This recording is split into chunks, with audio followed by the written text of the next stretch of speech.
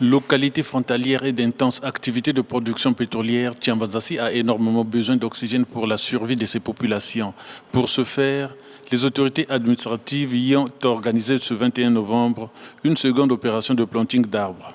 Celle-ci s'inscrit dans le cadre de la Journée nationale de l'arbre, organisée le 6 novembre de l'an. L'arbre nous protège contre des érosions, contribue à tout ce qui est sain pour l'homme et embellit notre environnement. Et Tiambazassi, notre district qui dispose encore son patrimoine végétal, se doit non seulement de préserver cet acquis, mais aussi de le renforcer des actions de ce type. Site choisi pour la circonstance, le péage de Tiambazassi à 1 km du pont sur la Loimé. Une centaine de pieds de Terminalia montalis y ont été mis sous terre de part et d'autre de la voie. Nous ne pouvons que continuer ce que le préfet a initié, commencer d'abord dans les arrondissements, puis finir dans le district de Tiambazassi, qui est le district d'accompagnement du département de Pointe-Noire. Donc on ne pouvait pas rester en marge face à cette initiative. C'est une continuité. Vous avez parcouru la route nationale numéro 4. Depuis Ndjeno, vous avez vu de part et d'autre des arbres.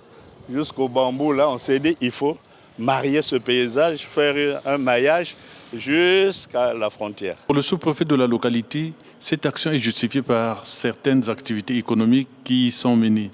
Nous sommes ici à Tiambazassi où l'environnement nécessite effectivement le planting de ces arbres pour le protéger davantage. Vous n'oubliez pas que nous sommes dans un district où il y a beaucoup d'exploitations pétrolières et souvent il y a la dégradation de l'environnement.